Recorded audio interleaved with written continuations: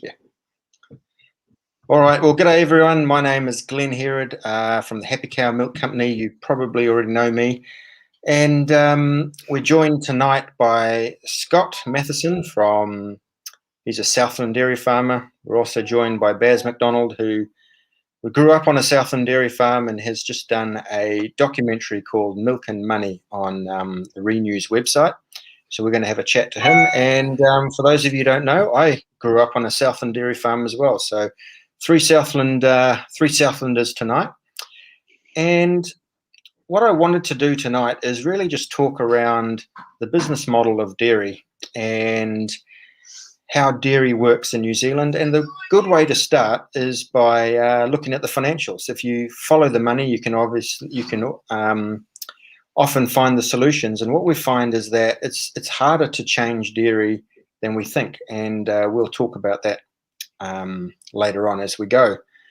So actually, before we go, Scott, could you tell us a little bit about yourself first? Yeah, kia ora everyone. So I should pre-warn you as well that I'm on rural Southland internet, so there might be a little bit of a lag and I might freeze at some point. So I am Scott Matheson. I'm the fourth generation to be on our family farm here in coastal Southland, just 15 kilometers west of Riverton, back on the right. I actually grew up on a small sheep and beef farm and never thought that I would stay in rural Southland. And after graduating high school and then university, I left and was urban for 10 years. Living in Auckland definitely helped me realize that I missed the countryside and I missed being on the land. So I packed up probably 5 or 6 years ago and came back. But since I had left, we had converted to large-scale dairy. So a lot of our neighbours in the area that I'm from in Southland converted about 12 years ago. So Dad made that decision. There's many reasons. We can talk about why he made that decision. But so coming back from an urban environment, I didn't know how this style and large-scale dairy was operated. So it's all been a learning experience for me, kind of integrating into that system. Can I interrupt? So you grew up, your parents were sheep farmers while you were growing up at high school, and then they converted to dairy? Yes, yeah. Okay, and what did you do in Auckland? I was a chef before I came back. Ah, nice. Awesome. Yeah, and so food is one of the reasons I wanted to come back to the land. I wanted to be more connected to where my food was coming from. Yeah. Awesome. And Baz, what about you? Kia ora everyone. My name is Baz McDonald. I'm a journalist. I live in Wellington, but I grew up in central Southland, about 40 minutes from where Scott lives now, and about 5 minutes from where Glenn grew up. I grew up in a little town called Drummond, which is a rural support village, about 10 minutes out of Winton. So I didn't actually grow up on a dairy farm. I grew up on a little lifestyle block. The McDonald family farm, which is still in the McDonald family, is in the Aree Plains, and it was a sheep and beef and has now been converted to dairy. My dad actually still works in the industry there. He works in stock feed as an engineer, which made parts of the documentary that I just made a little awkward. He's a champion about it though. So when I was living in Southland, I remember not even thinking about dairy very much. I remember the first time that I really clocked dairy as an industry. I really thought of farming as like vegetables and sheep and beef. And then I remember the first time I clocked dairy farming really as a thing was when I was about 2 or 3. So this is in the early 90s in Southland. And I smelled silage for the first time, and I asked Dad what the bad smell was. And he said that's the dairy cows coming in. So that's a great smell. You like the smell of silage? Yeah. I love silage. No, not for me, obviously. Rotting hay, not for me. What a surprise. Well, not rotting. All right, let's be fair. Anyway, so so across my lifetime, I sort of saw the large-scale transition of Southland to dairy, and it sort of is always something I've been fascinated in. And then probably like the journey a lot of people had, I started hearing more and more about the dairy boom that New Zealand had experienced, the new industry that we were bolstering with the founding of Fonterra, and then over the past 2 decades, some of the environmental pressures that have been applied by that large-scale conversion. And so I became a journalist in 2017, and quickly sort of investigative work became what I sort of do. And so I really wanted to look at, thanks, Kate. I'm the only one. And so I just spent the last year and a half making a documentary series called Milk and Money, a 6-part documentary series looking at the New Zealand dairy industry, its history, its environmental impacts, and asking the question about what does this sustainable future for the industry look like? Yeah, and our team enjoyed it. You can watch the doco. I'll put a link in a moment, but Renew, Milk and Money, renews.co.nz, you'll find it. Or TVNZ On Demand. Cool. It was interesting. I grew up in the Waikato and on a dairy farm around Tipoi, and I didn't know anyone who was on a farm that was not a dairy farmer. Everyone at school were dairy farmers, and then my parents bought a sheep farm in Lime Hills or Centre Bush in 1995, and I went to Central Southland College, and I think I was about the only dairy farmer there, and everyone looked at you like you were like this weirdo. And you now drive through Southland, and it's all dairy farms, and it's like, oh, look, there's a sheep farm. Yeah. And what happened was in 2004, I left the dairy industry and started a business in Invercargill. And after a couple of years, I was associating with new people, and people didn't know I was a dairy farmer in the past. And I started hearing all these negative sort of comments about dairy, and which I kind of sort of was starting to hear a little bit more, but it became more and more. And I really got this feeling in early or mid-2000s that dairy was starting to lose the public.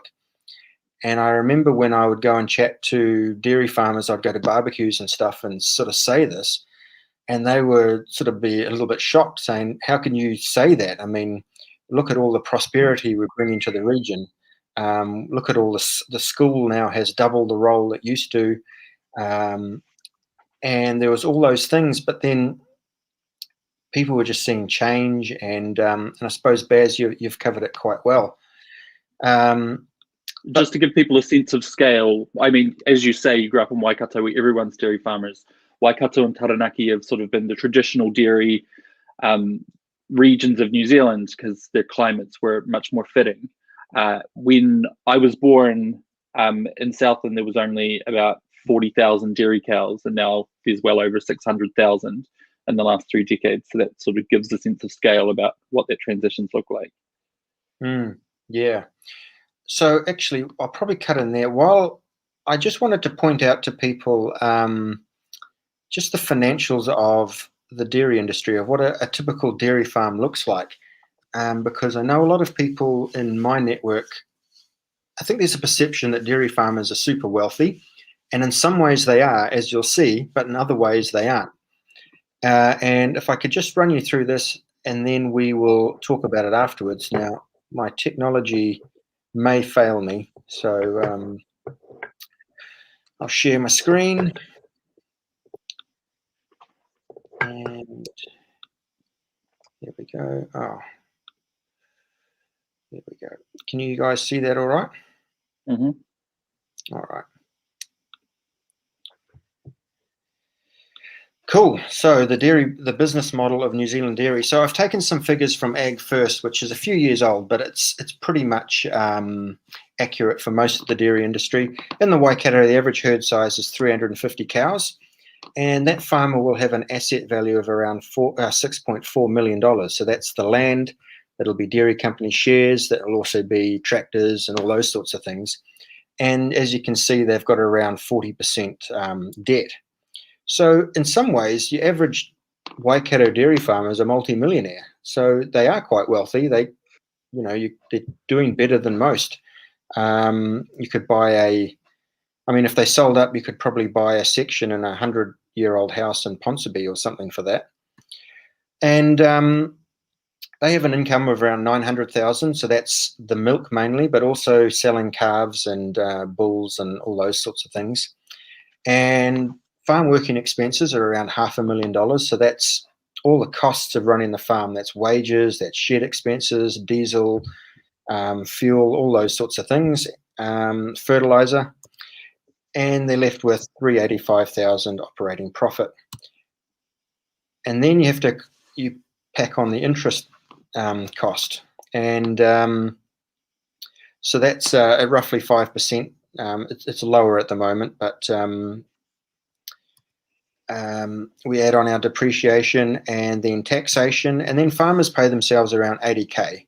So there was research done that when a farmer pays themselves around 60K, it's actually equivalent to 90K in town, because a lot of the housing costs are covered within the farm and things like that. But so they're doing okay. And then at the end of it, they're left with around 85,000 in farm surplus. And if you take that 85,000 as a return on asset, a return on $6.4 million, it's 1.3%. So that's a pretty low return on investment. But if you take the land value, which is probably around 5.5 million, over time, the average land goes up in value by about 9%. Well, rural land does, by about 9% every year. So they're making around $495,000 a year on capital gain just on their land. And we all know that we don't have a capital gains tax in New Zealand. And if you take their farm surplus of 85,000, if you add on that capital gain of 495,000, they end up with, a return of 580, which is about a 10% return on asset. So the reason I just quickly run through that is that farming is very asset rich, but relatively cash poor. And of course, there's differences. And I left that banner on. There will be many differences, and some businesses do quite well, but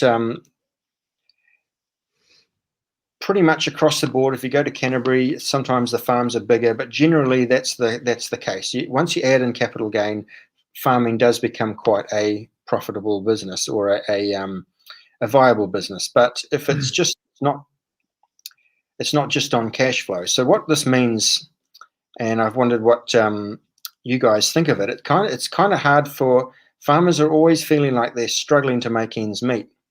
And when we get new regulations or taxes, or we want farmers to decrease stocking rates and things like that, it actually has a big effect on the cash flow of the farm. And I wondered, Baz, if you could comment on that. So,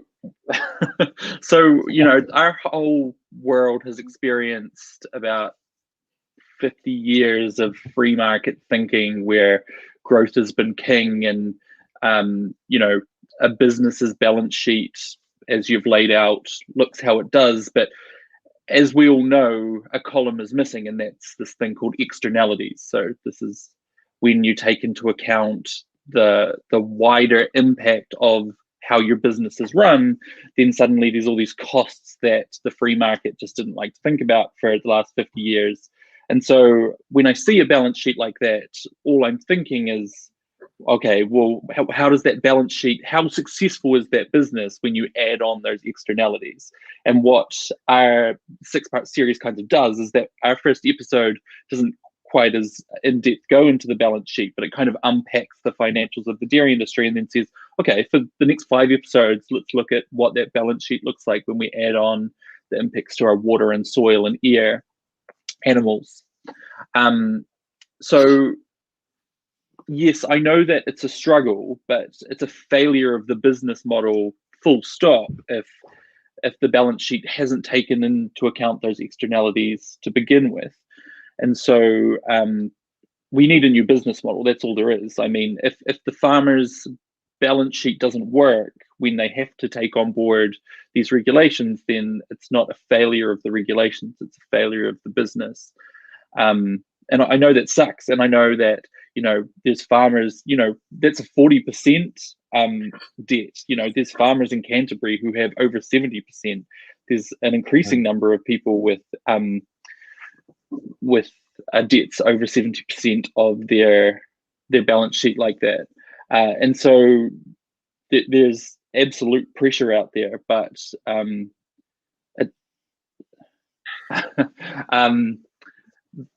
but it has to be taken into account, or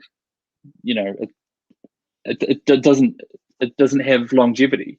And when I look at that balance sheet also, and I sort of think about the fact that there's been so many people who have converted, and the amount of debt the industry's taken on has increased. Only now are we beginning to pay off this 30 years of dairy boom debt in a substantial way.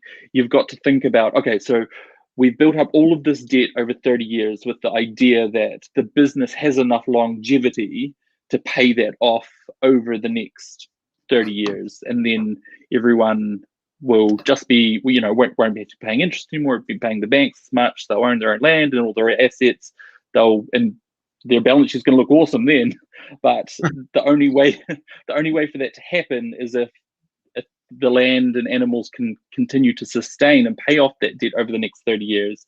And if we look at the graph of impacts of the boom the last 30 years, I'm not confident that we could even pay off the amount of debt and have the land sustain paying off the debt if we continue to do things as we are, let alone, even if you don't take into account like the generations who need to continue to live off that land going forward. Yeah, no, I understand. Yeah, exactly. Well put. But it reminds me, like, how do you change it? And come on, speak, Glenn. I think of the property market, like when you're buying houses. Everyone, would say, "Oh, wow, I can't believe this house sold for so much money." And then 5 years' time, everyone looks at the newspaper and goes, "Oh my gosh, I can't believe they bought that house so cheaply." And that's kind of what happens, is you buy and you struggle to get in, and capital gain over time in real estate seems to mean you'll be fine. And I guess the banks have always been the banks have loved lending on land, and farmers have lots of land. And as long as they are, we've seen farmers who lose money every single year, but the equity increases because the land is increasing in value. But I guess that eventually catches up with you. But maybe the regulatory requirements that are going to come in within the next 10 years, do you think that's going to have a impact? Oh, we've lost Scott too, the Southland Rural Broadband. Which is a shame, because another thing to keep in mind is that the average age of a dairy farmer, owner, operator is over 50 or around 50. And so within the next 10 years, there's going to have to be a large scale succession of our current dairy industry to a next generation who can't afford $5.5 million, let alone $6.5 million with other assets and stuff, and maybe don't even want to. Like the same cultural shift that you're talking about, where you were in Invercargill and suddenly people were saying critical things. This generation coming up, there's not as much drive to the farm anymore. There's a whole bunch of things behind that. There's things like corporate consolidation, impacting small town New Zealand. There's things like the ladder there used to be a ladder that you could climb to ownership, and then it turned into a ladder you could climb to share milking or contract milking. But the ladder is not as stable as it once looked, and so we don't know who's going to take on this next generation of dairy farming. And I think the regulations are part of that as well, because even if the finances looked good, there's so much uncertainty about what that balance sheet's going to look like. And if you were deciding where to put your money or invest your life's work, then if it's that uncertain, that's another reason that young people might not want to take it on. So I think succession is going to be a big part of the impact that those regulations will have. In terms of how it affects the balance sheet, I think there'll have to be some compromise made on both sides about how it can still be a viable business, as well as meeting the regulatory environmental needs that we have. But I think that a lot more compromise needs to be made from the agribusiness sector, because as I said before, the model just isn't going to fit. And so that's really where the most compromise needs to be made. There needs to be a new business model. Yeah, and I suppose originally I started Happy Cow because I saw the progression pathway to farm ownership was becoming harder and harder, more and more difficult. And I think it's still possible. I do know people that are able to start with nothing and make it to farm ownership. It is really, really hard, but I think it's a bit like property ownership in general right now, isn't it? Is that the whole conversation is about, like, the window is narrowing. Like, it doesn't mean that it's closed, but it's certainly very, very narrow. Yeah, that's right. Well, I better answer some questions. We've got here,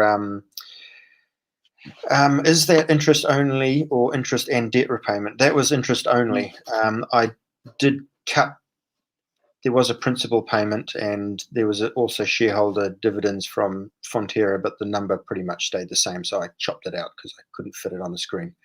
But it's worth keeping in mind that since you took that reading as well, is that the banks have been way less lenient on interest-only payments, and that they've been demanding principals. So that's probably been cutting into that final figure for a lot of dairy farmers as well.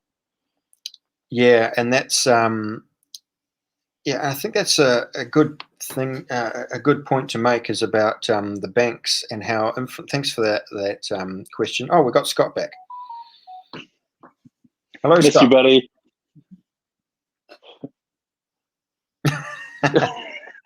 Oh. Farmer internet. I don't know if it's going to work. Can it's you all hear right, me? mate. If we can just look at your face, I'd be happy. Well, we'll see how it goes. Would you like to comment on the financials that I just? No, let me reword that. You made a really good comment on Baz's doco, where you said if we could reduce cow numbers, we could pretty much solve everything, but we can't reduce cow numbers. Could you expand on that, please? Okay. I'm actually only getting robot noises, but I think you just asked me to expand on. You asked me to expand on why I said we can't reduce cow numbers. Is that correct? Yeah, we can hear you great. Can you hear me okay? Yeah. Oh, good. So I am going through a period on the farm where we're trying to dramatically reduce our inputs so that we are not spending so much money on farm. It would obviously help a lot if we had less cows, like less stock, so that it wasn't required that we needed to spend so much on buying supplement feed or winter grazing stress that you obviously see with this part of Southland.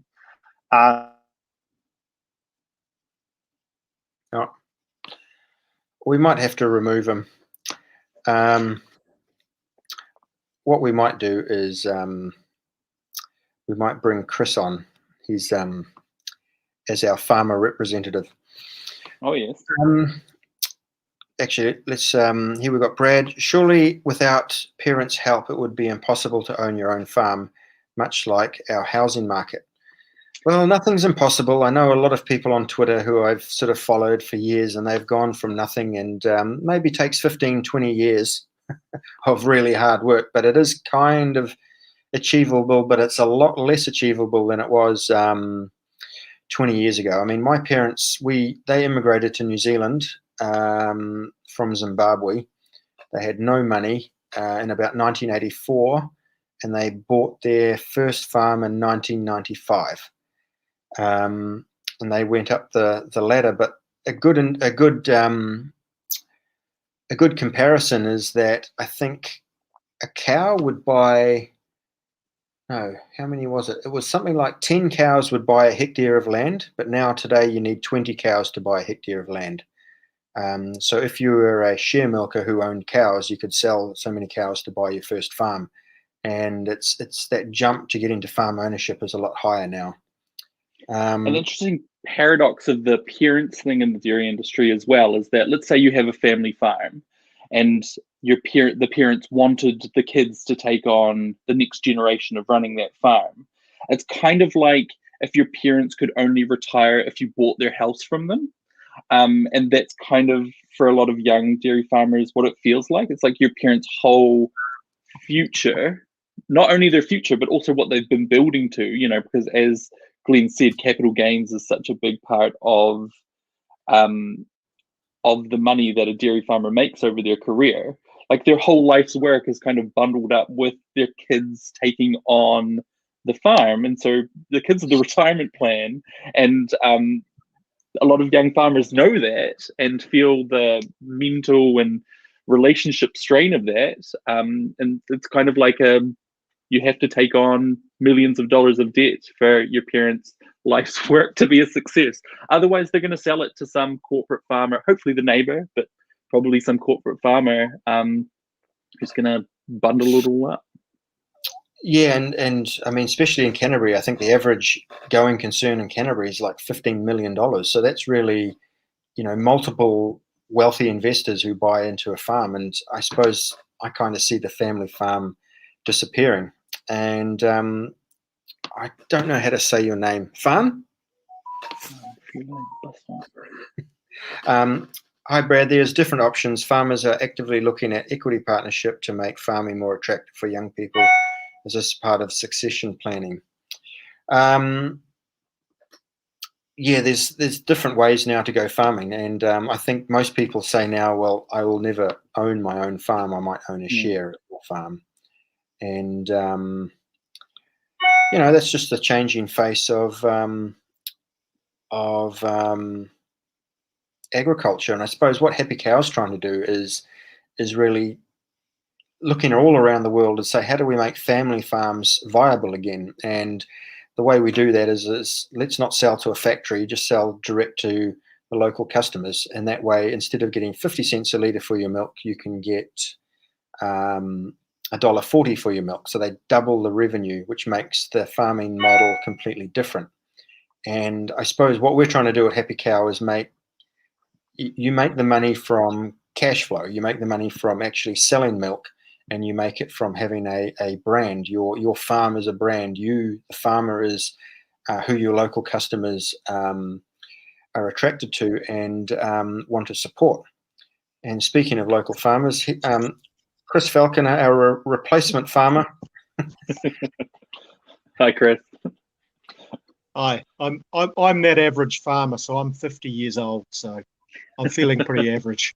Have you got kids? I've got 3, yeah. Do you think they're going to take on the farm? No. How do you feel about that? I'm fine. It's my life, my business, my thing that I do, and yeah, it's fine. I think some of those parental expectations out there come in all shapes and forms, and I'm not one of those people that wants to burden my kids with that expectation. It could be a great thing as well, though. I guess, I don't want to be too pessimistic and sort of say, parents are burdening their kids. I mean, debt is a burden, but it's also part of a healthy business. So I just hope that the business can be healthy enough to justify that purchase. Why don't they just don't like farming? Yeah, I mean, they love living on the farm, and they get a lot out of that at certain times. But it's just not what interests them. I think they've enjoyed, the freedom and the run around space it's given them. But on the flip side of that is the a little bit of isolation, and that's difficult. When kids are increasingly wanting to be connected. So yeah, that's just what it is. Yeah, I like living in town, to be honest. If I could live on a farm and do my work, I absolutely would, because I do love it. Yeah, no, a great childhood. I love growing up on farms. Fantastic. Chris, what do you think of those financials? Is that about right? Yeah, looks about right. $4 a kilo of milk solids for farm working expenses, which is there or thereabouts. About 70. I did some homework, Glenn. You're going to love this. So the stock works out at about 77 cents a kilo of milk solids, which is probably more than most. But yeah, it's all pretty much in line. I mean, if you're going to amortize that debt over 20 years, you're going to need more than 85 grand surplus to do it. Chris, could you answer this from Brad? Do you guys have stats on how many farms in New Zealand are family run and how many are corporation run, or better still, hectare percentage of family versus corporate? I don't know. I can. Baz I can't tell you exactly the stats, but I can tell you. Oh shit! You're gonna have to give me a second. No, that's fine. I would suggest that I would think that a lot of the farms in the Waikato and the North Island would be more family run because they're smaller. I think the South Island is where the new dairy conversions have taken place, and they're much bigger. And I would assume a lot more of those would be corporate run or owned. I actually think that it's a little bit around the other way. Really? Well, I don't know of the exact statistics, okay. But in 2018, I wrote a piece for Vice about the Taranaki, and they were doing a piece about delinquency in Taranaki and looking at the death of small town New Zealand. And so I looked at corporate consolidation across the country, and Taranaki had one of the biggest rates of consolidation out of any region in the country, which I was also surprised to find. Okay.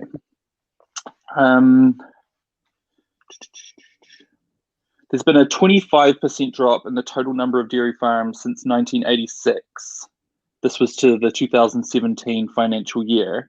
Whereas in Taranaki, it was a 50% drop in the number of dairy farms in the same amount of years. So, wow. Yeah. So Brad can't tell you the exact numbers, but there's definitely been a downward trajectory in the consolidation of dairy, the number of dairy farms, at the same time as there's been about an 80% increase in the amount of land we use for dairy, which indicates that there's fewer, much bigger farms. Yeah. I've got a graph for that, but I should have got that sorted. Thanks, Brad. Farn says, what do you guys see as the biggest threat to the industry? Is the environmental and milk buyer compliance, or the access to quality staff, water regulation, nitrogen fertilizer, cap per hectare?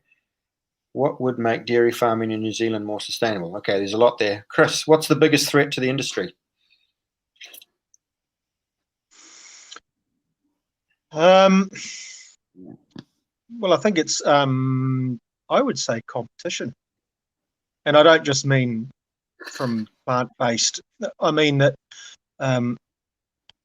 if we don't continue to differentiate our product, then it will be the same product that everybody else is selling in the marketplace. There's a view that at the moment that we're just commodity producers. Yeah, we kind of are, but we're really good at it. And not many people do it to the same standard that we do. So we do have a market advantage.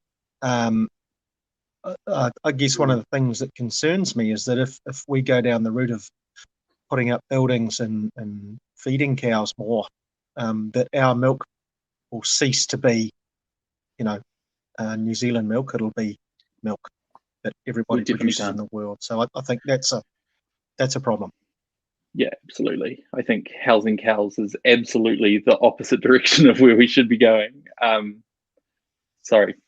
Yeah, no. Okay. Oh, yeah, I think the only future for animal-based agriculture in New Zealand is the most sustainable, ethical version of that product in the world. And we have to market ourselves as such and stand by it, and absolutely be able to stand by it. Because I think we've gotten away for a long time saying a lot of these things, and to an extent, especially when you compare us to other parts of the world, it's true. But especially as plant-based alternatives come onto the market and lab-based alternatives come onto the market. And keep in mind, when I say plant-based alternatives, I'm not just saying almond mint soy milk. I'm talking about like most of what our industry does, what Chris is talking about with that commodity stuff, is some form of powdered milk, ingredients essentially. And there are plant-based alternatives to that ingredient market coming along. If those can be produced more cheaply and without as much of an environmental footprint, you better believe that Nestle is going to, without blinking an eye, shift to it. Because people don't know the difference between the protein in their muesli bar, if it's animal-based or if it's from a Rubisco plant, like they won't know. And so that's going to hugely undercut the volume commodity model that we currently chase. And so we need to stand ourselves out as the best milk in the world, or else we're going to disappear. Yeah, well, we did a podcast with, I've forgotten her name, about the plant-based proteins. You can create a lactoferrin from plants, which will make Brad very happy. Surely the biggest threat is the export dollar to the fact that many companies are able to produce milk powder in a lab at a lesser cost. Well, yeah, many companies is a big exaggeration, but yeah, a few. But I'm going to question that less environmental impact, though. I think we underestimate the impact of crops. But that point is true. You can now make those ingredient proteins from plants, and I don't know what percentage of the New Zealand dairy business is ingredients. Chris, do you reckon? I don't know, but they've been chasing it, so it's been a growing part of their portfolio. And I'm, in not only a growing part of their portfolio, but a growing part of the profit that they make. So as a percentage of their profit, that is going up. So it makes sense for them to be shifting as much product as they can into those streams. Yeah, no, it is a great point, Brad. It actually is. It is happening. I don't know if we overestimate it, or I think we talk about it for 5 years and then we sort of forget about it, and then all of a sudden it happens. I think it's coming is the thing. I think in 10, 15 years, it's going to be a very different conversation, and one that we can't meet at the time. Like, we won't be able to meet this challenge when it becomes an actual challenger in the market. Like, we have to be well ahead of it. We already have to be the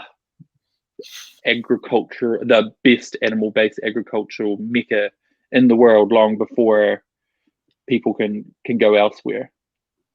But it's easy to say that. I wonder if there's anyone listening. Is there a counter argument to that? Maybe we actually really do just do commodities really well, and maybe we should just do that. I do want to hear from people in the audience, but commodity requires volume, and we've already proven that we can't handle volume. We tried to handle volume in the international market. Fonterra tried to reach out and become a multinational volume producer, and they failed there. We can say that with certainty. And that means if we can only rely on producing volume at scale in New Zealand, that's not going to work because it's not sustainable. economically or environmentally. Yeah, Well, because environmentally and so economically. I mean, when Happy Cow Milk has 100% of the New Zealand milk market with sustainable, ethical milk, we still only will have, what, 3% of the dairy herd, or even less, probably 2% of the dairy herd farming that way because we're so export focused.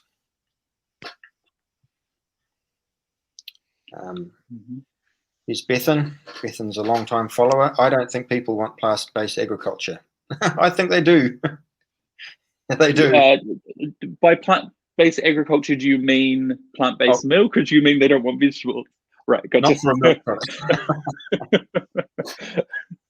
Well, Baz, in your documentary, they Miles Hurrell said dairy consumption is growing about 3% a year or something. Yeah, it is. We've given people a taste for milk that never had milk before.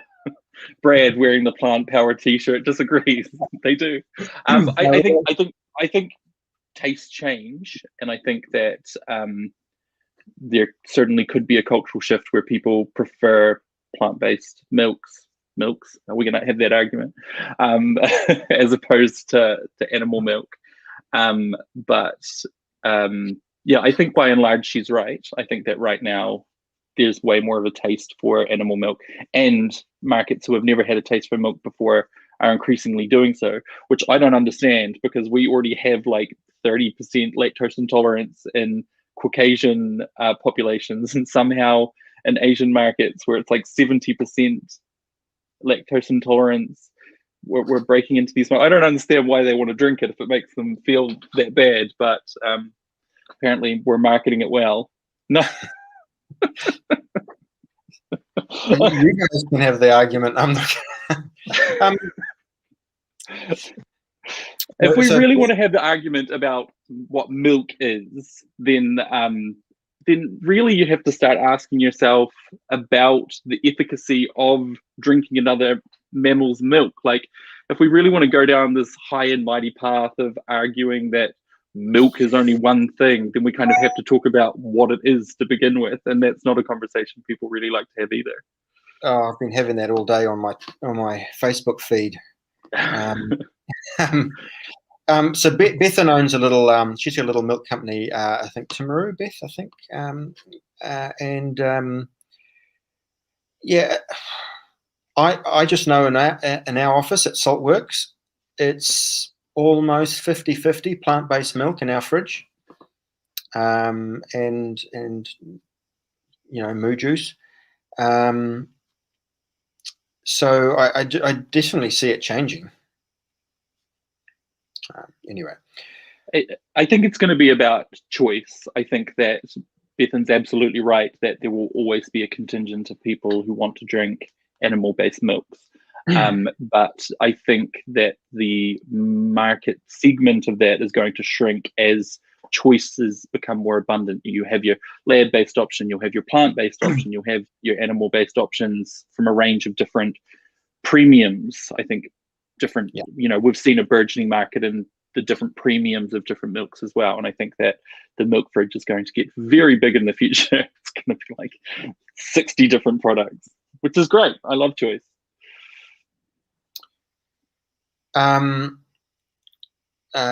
Actually, I need to correct you. Bethan's correct you. No, she sold the business. All right. So I will just on that choice side of things. I was, dare I say it, in a woke Ponsonby cafe a few weeks ago, and it got quiet as I was sitting around waiting for something else. And so I talked to the manager stroke barista, and she said that they were now selling as much oat milk as they were dairy milk. And I said, why do you think that is? She said, well, it's because people are talking about it. It's because it's in the forefront of people's minds, and it's sitting right there in front of them, and they're taking it. And she said, it wasn't hard for them to convince themselves, or anybody else to convince them, for that matter, that that it was the right thing or a thing that they should do. But she said equally, I don't have, a milk that I can make that pitch to my clients with that actually makes an argument that, well, you should be coming back to cow milk because of X, Y, Z. She said, I don't have that option and that alternative. Right. And so it kind of begs the question, we see people taking up these alternatives, but, it's not a prison sentence. People can, if they changed one, in one direction, they can change in another direction. It's just, the onus is on us to provide something for them that they feel comfortable changing to. And I guess, sorry, you go. No, you go, Baz.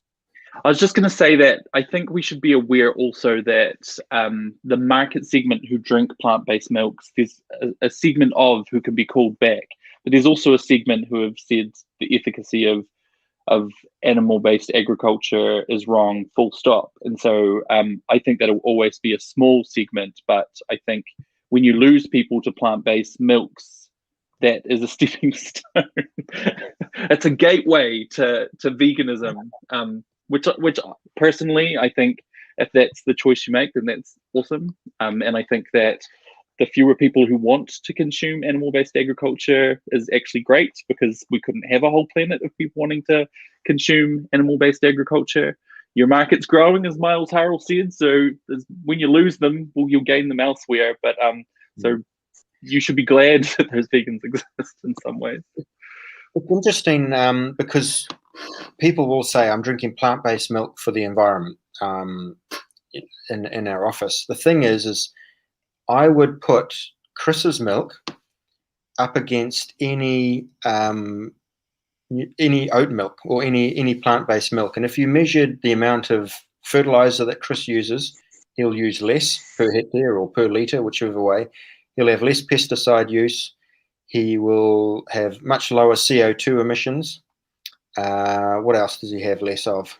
It'll be in a reusable packaging, where most plant-based milks would come from overseas in a Tetra Pak or something like that. And the only Achilles heel, I suppose, of dairy from a fact basis is that how you treat the animals. And that's, I suppose, why we're trying to change that and just give these people an option to say, well, animal agriculture doesn't have to be terrible. But the people on my Facebook feed won't agree with that. The vegans on my Facebook feed.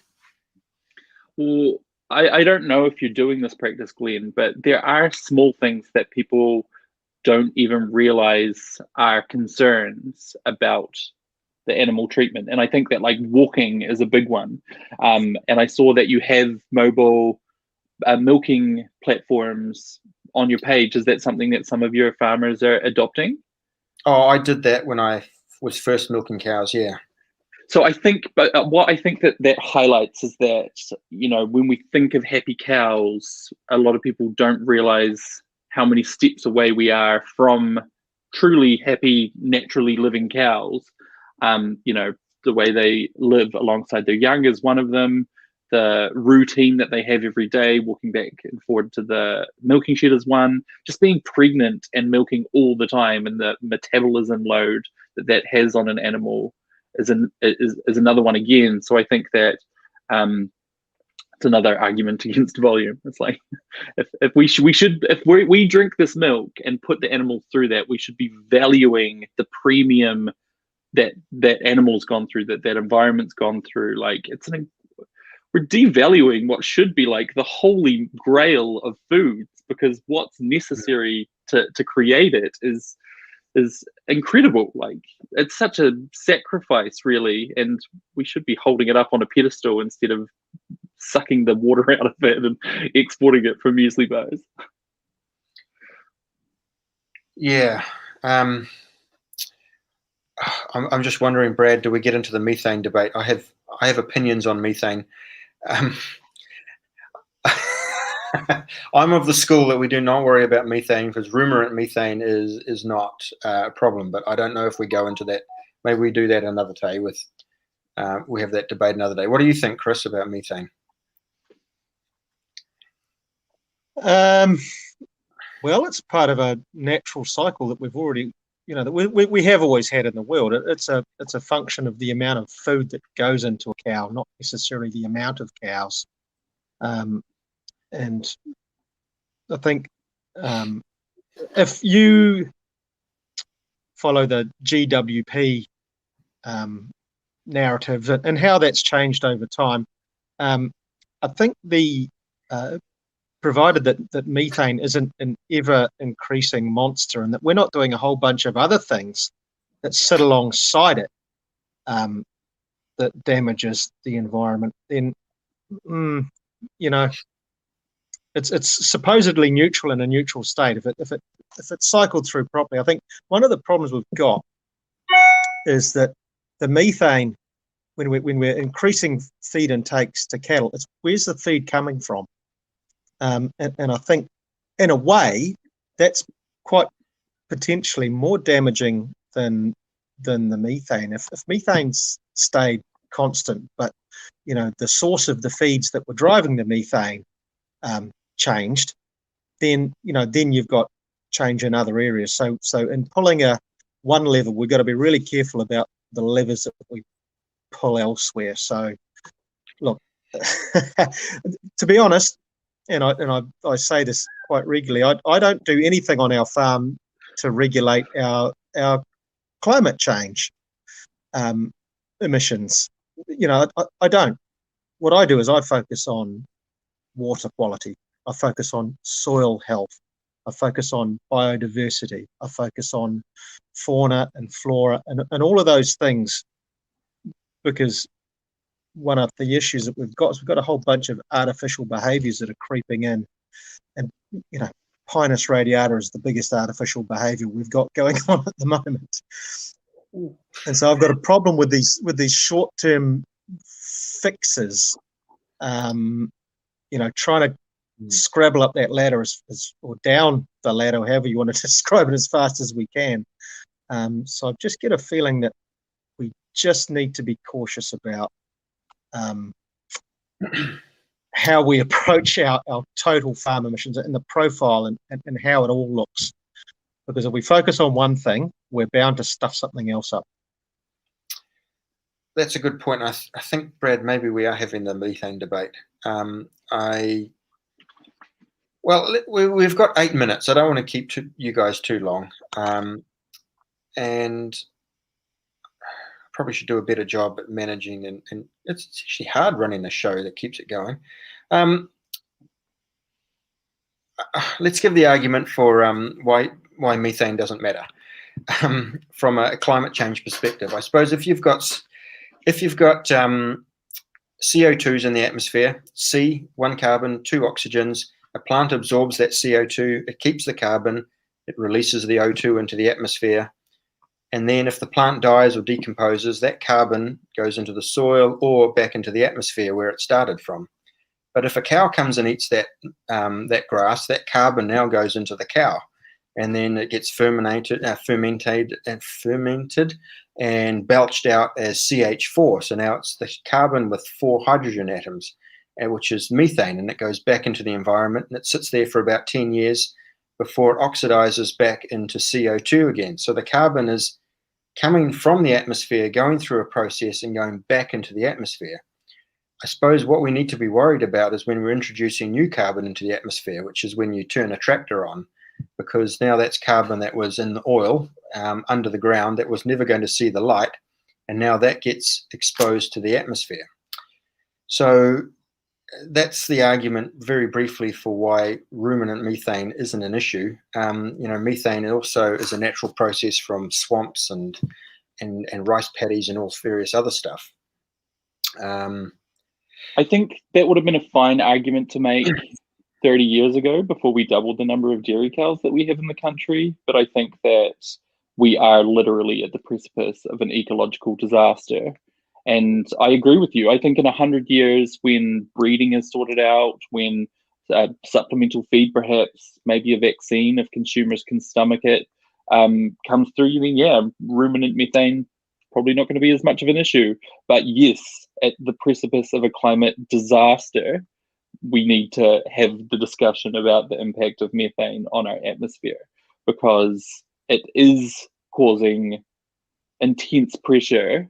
And yes, it doesn't last as long, but it does 80 times more damage in the time it is there than CO2 does. Nitrous oxide, the other biggest emission that the agricultural sector produces, stays in the atmosphere much longer than CO2 and does 300 times more damage. I think your company, and as you say, Chris, you're doing such progressive work to address the things that you can see and touch every day, and I totally appreciate that.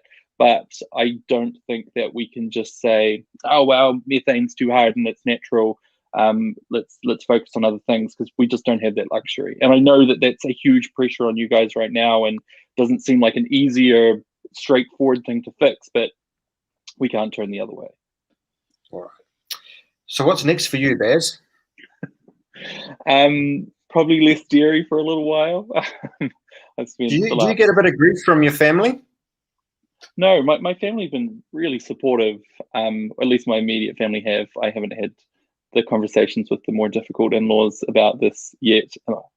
I'm sure that it's going to be an uncomfortable Christmas. But my immediate family have been very supportive. I think that, as I said at the start, having grown up in Southland and living through a dramatic transition, it's pretty undeniable to my family that there's things that need to be talked about. And I think their biggest concern was that it wasn't that perhaps they see reporting where they feel like farmers aren't brought in enough, or the farmers that they do talk to aren't very good representatives. But my family were super happy with the fact that not only is farmer and agribusiness perspectives really prevalent in the series, but that we made a real point of picking very progressively minded farmers who really, I think, did the sector proud. Yeah, well, I thought Scott came across well, and would love to have Scott as a happy cow farmer if he wants to. And Chris, well, what's next for you? Well, Happy Cow Milk, as of about an hour ago, just raised $500,000. So we are now ready to roll. So Chris we will have a meeting on Monday and come up with a plan. And you'll be selling milk shortly, hopefully. That's a good plan. That's the plan. just not where I'm selling it at the moment. No. Well, we'll we have about a month or two to get ourselves organised, and Happy Cow Milk will be flowing. And we're really pleased to have Chris, who's been sort of supporting us and waiting in the wings for about 2 years now. So. And launching into the Waikato and eventually into Auckland, I think. So anyway, if anyone's got any last questions, comments that they would like to bring up, I will plan to wrap it up. Thanks, guys. Pity Scott couldn't join us, because I know he had a lot to say and he had some good stuff to say. But we're going to need Elon Musk satellites or something to save rural broadband. I just wanted to answer Bethan's question from before. No, I'm not vegan. I actually had a steak for dinner. Oh, she's asked again. No, I just popped it up there. Yeah. No, I'm not vegan. Not even vegetarian, but I do make a conscious effort to moderate the amount of meat and dairy that I consume, just because I don't think that we can all be as decadent with these things as we have been in the past. Going forward, we should all be treating them like the luxury they are, really. And as you said before, if instead of spending 50 cents a litre on milk, you spend $1.50, $2, well, you probably bloody well should be.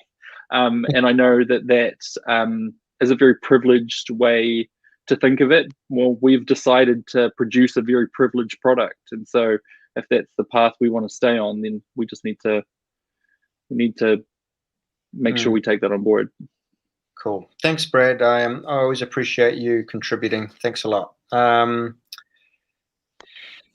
Thanks for chatting. Farn says, just wanted to say thank you. And Farn says we need more of these conversations. Well, I think, I'd like to listen. There's a lot of dairy farmers on Twitter that I'd like to have some good chats with. And Farn, you're punching above your weight, mate. I can give you guys a little sneak peek of a conversation if you'd like. Oh yeah. So we've decided that we're going to wrap up our discussion of the series with a live event. I wow. can't tell you too much because it's still being organized, but it's going to have some very interesting guests and probably be happening in central Waikato. So Chris would bloody love to have you if you're around. But I think it's going to be a really awesome way to cap off this conversation and hopefully hold lots of different people be able to share their perspective on it from different areas of the business. Oh, that'd be awesome. Delighted to attend. Oh, I'll attend too if I'm invited. Sorry. You're absolutely invited. It's just you're half a country away. Okay. And Joanne says, thanks for the talk, guys. Really illuminating and great to get perspectives from the front line. And Bethan is a vegetarian. That's good to know. Thanks. Can I tell you guys something really funny? I know that we're already over time.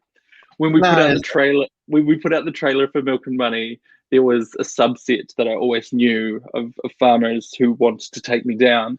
And so I thought all of my social media was private, but they managed to find this post from 2019 at the climate march, the Schools for Strike climate march. And I had said something like, so proud to have a generation so engaged with the issues or something like that. And they posted it in the chat being like, look, I knew it, a bloody vegan anti-farmer Nazi. Yeah. Oh, well, the farmers are a bit sensitive, I know.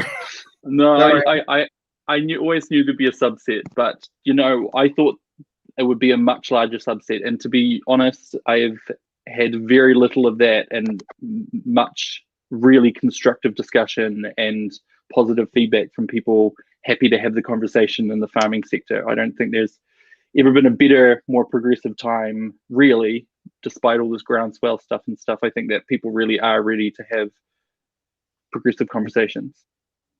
Cool. Well, Agreed. good, Chris. Very concise. All right. Thanks, guys. Thanks, Baz. I appreciate you joining us. I recommend people please go and watch the doco. I thought it was great, and we will Milk have and Money. more. Yeah, we'll see you around, guys. Thank you very much, and everyone, thanks for all those supporters who have pledged for Happy Cow Milk. Chris is a shareholder, Scott is a shareholder, and there's many of you who are messaging me who are the shareholders. And Happy Cow is really here because of people who want to make a change. It's not really the industry that's funding us. It's really people who want to see things done differently. So thank you very much, and we'll see you guys next time. Tricky day.